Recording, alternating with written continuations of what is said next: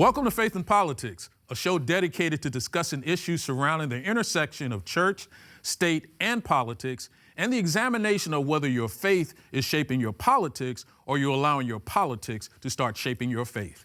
In other words, what do you do when God and government come face to face? I'm your host, Orlin Johnson, and let me introduce you to our roundtable of regularly scheduled panelists. First, we have with us Mr. Todd McFarlane, who's the Deputy General Counsel for the General Conference of the Seventh-day Adventist Church.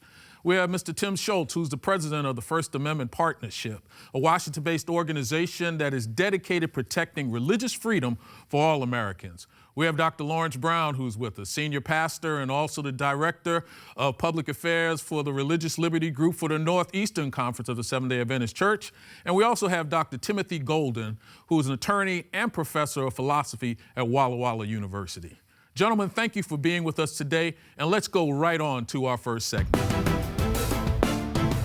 Our first segment is interesting because it's talking about a topic that has been starting to permeate itself in state legislatures. This particular topic in particular has to do with diet, and one of the legislative pieces that many have been talking about is mandating on a periodic basis, on maybe once a week, for plant-based diets to be made available in hospitals and in prisons. However, I was sitting in the Maryland legislature when we were having this conversation, and I heard one legislator say, to make someone have to do that for one day, it is cruel and unusual punishment.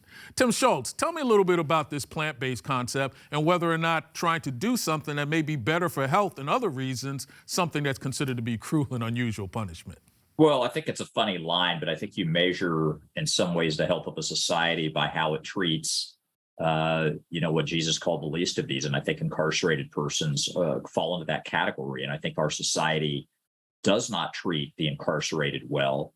And so I think doing anything that gives them more options for their health is a good thing. And so that's the presumption that I start with. And I think that actually is consistent with the Christian ethic. You know, what was ironic was one of the biggest pushbacks was for hospitals. You have hospitals that have a lot of dietary restrictions that they do for many of the patients that are there, but the Hospital Association was pushing back very heavily on having plant-based diets available, even at hospitals. Dr. Golden, is that gone a little bit too far, or are we really trying to push an agenda that maybe is more political than it really is from a health standpoint? So I think, to echo Tim Schultz's point, I think in the context of incarcerated persons, it is important to sort of give those options. I think one of the ways that we could be perceived as that the movement could be perceived as going too far is rather than making it an option on a day of the week or making it an option all throughout the week, to make it mandatory for one day is maybe a little problematic. I don't know. I mean, I think to me, the easier fix to this problem would be to make it an option at all times so that prisoners or others in hospitals, what have you, who had plant-based diets could avail themselves of options. I think that's the real solution here, and that will prevent us from going too far. You know, Todd, but I have to say one thing that's interesting here, that, there are religions in which dietary issues are part of what they believe. And there's data to show that if you eat a certain way, that you have a lot less health reasons. And when you're in prison, who's paying for your costs but the taxpayers? And even to make it mandatory, maybe cutting that back. So in a way, I kind of see it as being a win for both parties, or am I missing something here? Todd, what are your thoughts on that? I agree with Dr. Golden, as much as that pains me, which is making this an option is a good idea. Making it mandatory, I'm not sure we're there. I've actually litigated this case. A few years ago, we had a case with ACLU Michigan against the Michigan Department of Corrections, and that was over providing vegetarian diets, kosher diets, and halal diets for prisoners with varying needs when it came to dietary restrictions. The solution they eventually came up with, by the way, was to have a single religious diet that would meet all three standards, and it was a plant-based, soy-based diet that would be offered. So those individuals, who needed a halal diet or a kosher diet would still be getting with vegetarian. That created a lot of pushback amongst the prisoners because, of course, for Muslims and Jews who need halal and kosher, they can eat meat. It just needs to be prepared in a certain way. Right. So I think making this an option is great. Making it mandatory, maybe not so great. Dr. Brown, making it mandatory so that you can cut back on health costs for taxpayers, that's gone too far? Well, let's look at it in real time and in real life.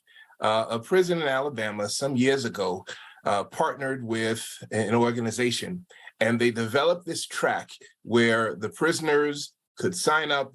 It had a plant-based component along with some other things, and they found that the prisoners that signed up in this particular track did so much better, not just from a health standpoint, but even their mental health and how they interacted with their families. So when real life shows that you can get these kinds of outcomes, that perhaps would argue that there's definitely a benefit to doing it. However, I can understand why making it compulsory, because as I indicated, this particular prison, it was a track system. So you could sign up for that track or not sign up for it. However, people who did not sign up for it saw how well their compatriots were doing, that some volunteered for it just because the benefit was so evident. So perhaps over time, you'd probably make some adherence. Well, you know what's kind of interesting is Maryland ended up with a situation where the hospitals decided we would go forward. The prisons decided that they had to decide whether they would put it maybe on some type of test case because they were primarily concerned about how the inmates would respond. But the reality is that we have so many new things that are going on from a plant-based perspective that with the way it's happening in our society, I would not be surprised if down the road this starts to get more traction and we start to find some mandatory aspects of it. Why don't we go on to our next segment? Our next segment is going to take us into what I would call a new understanding that seems to be happening in this world. Our world's population is finding itself becoming less religious. We're here talking about how to make sure that we can protect religious freedom and protect those things in a way that the government understands where we're coming from. But it looks like we've surveyed through Gallup about 65 countries, and it is definitely showing that there are a number of countries in which the level of individuals who call themselves religious is declining. As a matter of fact, here in the United States, the number and the percentage of individuals that call themselves atheists has gone up from about 10% nearly 30 years ago to about 25% now. And then you have a group of people who call themselves religious, where it's really turning out that their primary religion is just being American.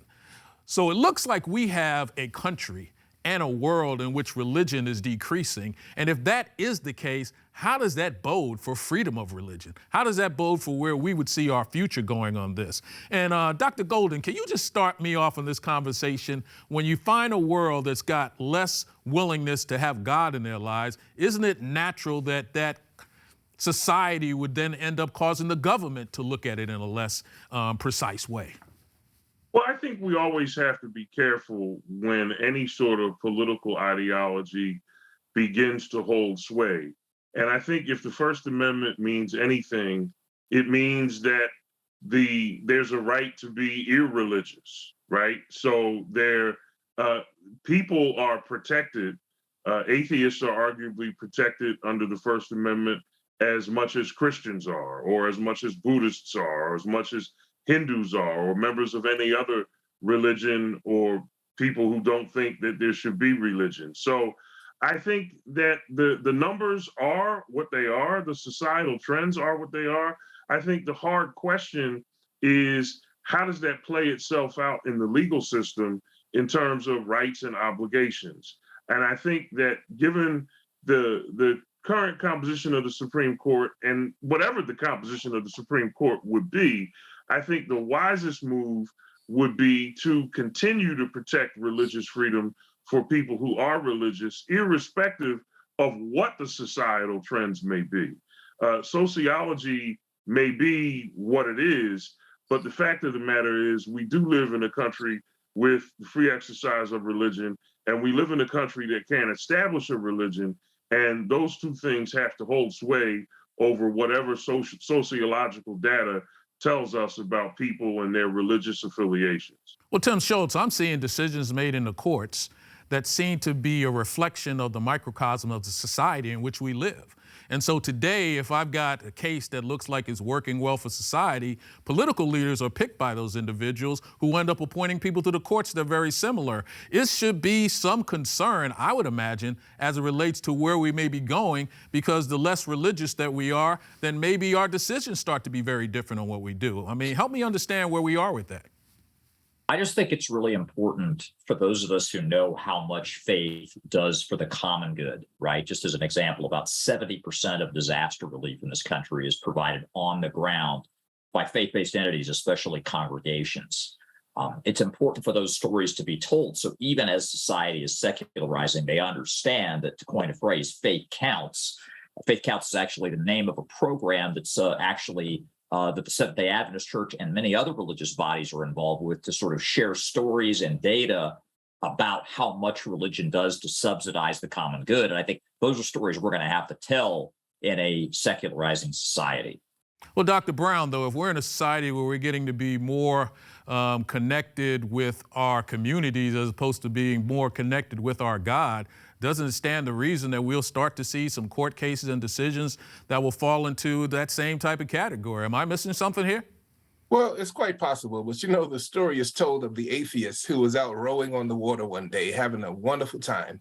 And all of a sudden, out of nowhere, the Loch Ness Monster pops its head up, flips his boat over, throws him up in the air, opens his mouth, ready to devour him.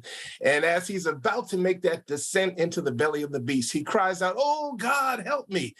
He freezes in time. He's suspended in air. A voice booms out of the heaven and says, "Hold on. I thought you didn't believe in me." He said, "God, give me a break. A few minutes ago, I didn't believe in the Loch Ness Monster either." So that story stands for the proposition that most people who don't believe in God probably just haven't been put in a situation yet where they need to call on him. And I suspect with the way we are going, as far as disaster and all these different types of things that are happening, because let's face it, when the pandemic first started, a whole bunch of people found religion. I think that the bigger issue is that people don't have an issue with God so much as they do with how the people who supposedly believe in him and support him, how that plays out in real time. Because when the religious right in one hand can shout hallelujah, hallelujah, hallelujah, and then in the very next breath, they're espousing support for someone whose behavior is clearly immoral, I suspect that's where the bigger problem comes in. I don't think they have an issue with God. I think they are more concerned about how that seems to be playing out in everyday life. Todd, I didn't have Loch Ness Monster on my bingo card today, but I'm glad I can put that in now. That's great. So, Todd, where do the courts have to deal with these type of issues? I mean, we're finding ourselves where we're usually a microcosm of society. Some people will say the Supreme Court decisions right now are based on a change in where society is, or maybe just a change in what their personal beliefs are. I mean, how do the courts end up handling these type of matters? Well, the courts tend to be what, you would call a trailing indicator, right? I mean, they tend to be conservative institutions. The people that become judges tend to be older, tend to be more established. And what we see with the rise of what's often been called the nuns, right? None of the above, and decrease in religiosity is a generational thing. So, I believe as we, as judges and those individuals who consider themselves not affiliated with any religion get into, the public institutions and judicial institutions and judgeships, you're going to see less familiarity with just what religion is and what it's about and how people of faith relate. And I think that's going to create a problem for people of faith moving forward, because you're going to have a judiciary, at least in some parts, that is just completely foreign to them, the concept that people can hold these religious beliefs. So should we be comfortable with the fact that as we keep moving forward like this, that maybe there'll be other groups that will start to formulate themselves that will call themselves a religion, when in doubt, they're really more of a social club? Tim Golden, aren't we seeing a little bit of that taking place right now? I don't have to pay my tithe and offering where I used to, but I got this nice place where I like to change and send over my funds, and now that almost becomes my new house of worship. Perhaps I think that is happening, and perhaps that may become a problem. But I think in the end, the deference, courts have been very deferential to what constitutes a sincerely held religious belief.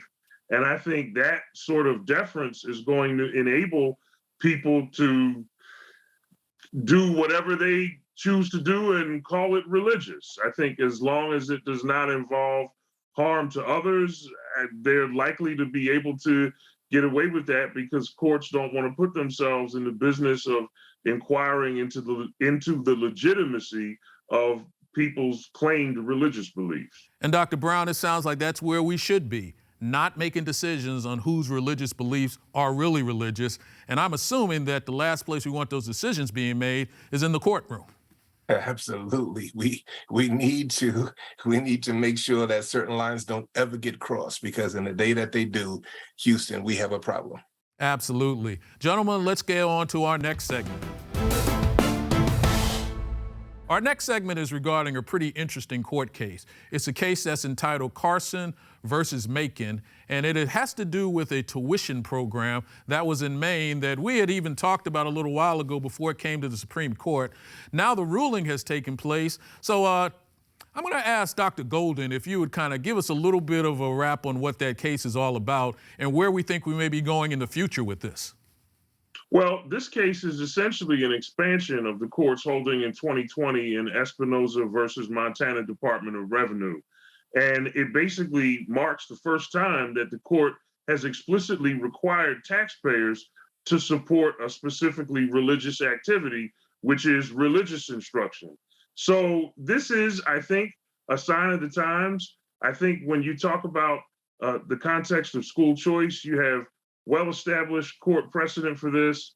You have well-established precedent in the education context and in other contexts that says the state cannot discriminate against people because they have certain religious beliefs, cannot deny them funding for certain programs. And again, I think this is sort of par for the course. And that if you're going to deny a religious institution access to some public accommodation or some public good solely because of its religious character, you're going to run into problems. Again, I have my own issues with this in the education context, not so much from a legal standpoint, but from a moral standpoint, because I struggle to figure out why any religious entity, particularly involved in elementary or secondary education, would want to receive government money or would think that to be a good idea. But that doesn't have anything to do with the legal question that we're dealing with here. And again, I think this case is a sign of the times, and this is the sort of First Amendment world that we live in now. So Todd, let me make sure I understand this. We can use taxpayers' dollars to further an activity that has to do with a religious entity. How does that not create an establishment clause issue? Well, for a couple of reasons. First of all, it's the parents choosing it, right? And so the state of Maine has chosen to essentially offshore, well, not offshore, but offload some of its public education to private institutions. Once it does that, it can't discriminate against religious versus non-religious institutions. Now, if the state was trying to discriminate amongst religious institutions, that would become a problem. So you could only go to Catholic schools, or you could only go to Protestant schools, or whatever, Jewish schools. That would be a problem. But because it falls into sort of the non-discrimination, and they're even-handedly treating all the other the religions same as the secular schools, they're not establishing a religion. They're just not discriminating. So Tim Schultz, if we're not discriminating and we're not establishing, then it seems like there is some interconnection that's taking place. What would we call that? Yeah, I mean, I think the line can get fuzzy, but I think that in the end, this decision was totally foreseeable and the right decision.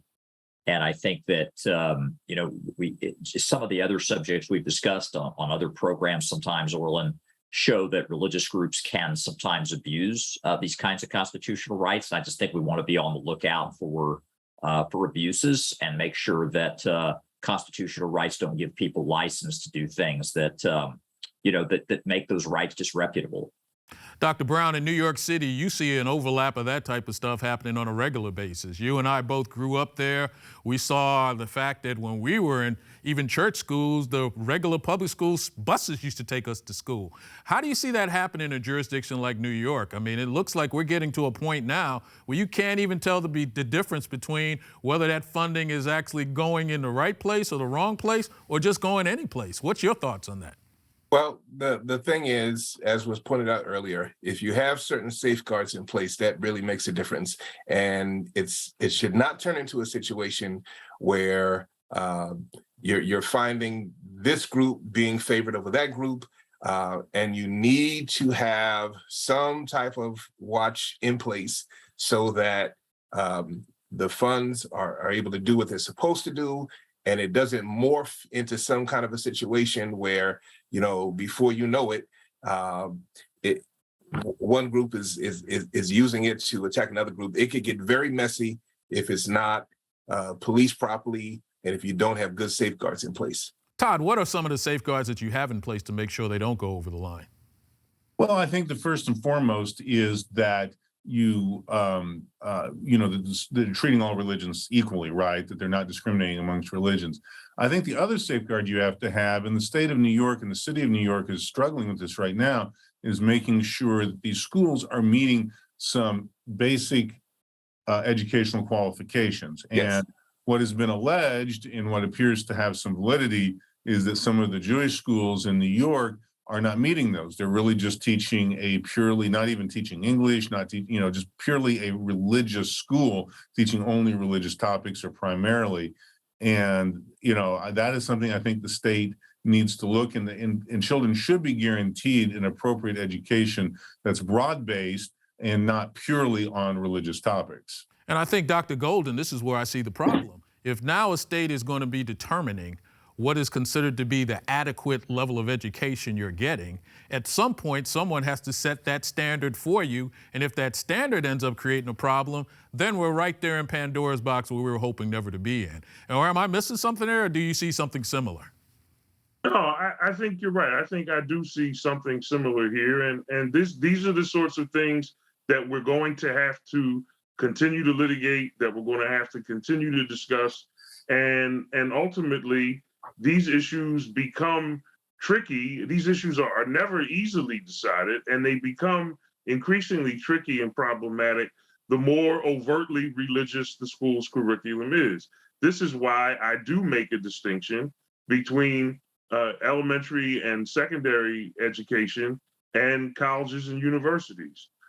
Both arguably receive government support, but I think that the closer, and I understand there are some denominations that have higher educational systems that are much more concerned with indoctrination than others, but generally speaking, higher education in a religious context is not that way. I think those are the outliers. Those schools that do indoctrinate at the higher ed level are the exceptions and not the rule.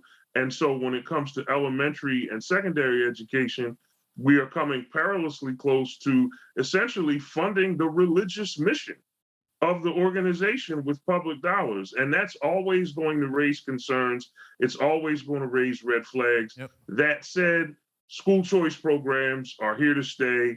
And I just hope that religious institutions begin to ask themselves the more difficult question of whether or not something is legal makes it something that's right.